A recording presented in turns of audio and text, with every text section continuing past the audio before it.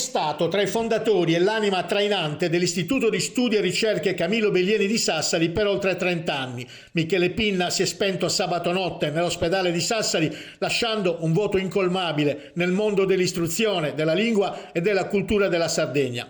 Di sentimenti profondamente sardisti, Michele Pinna era nato nel 1952 a Bono, la patria di Giovanni Mariangioi, cosa della quale andava fiero.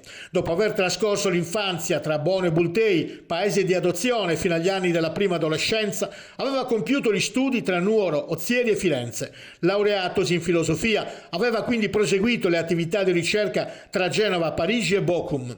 In questi anni ha svolto l'attività di docente in numerosi licei fino alla pensione e ha pubblicato diversi saggi di interesse filosofico, psicoantropologico e letterario. È stato il fondatore dell'Officina Filosofica dell'Isbe.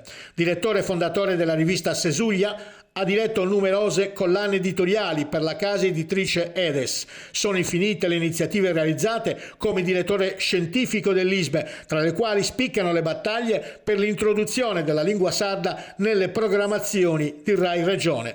È stata prolifica anche la sua attività di poeta.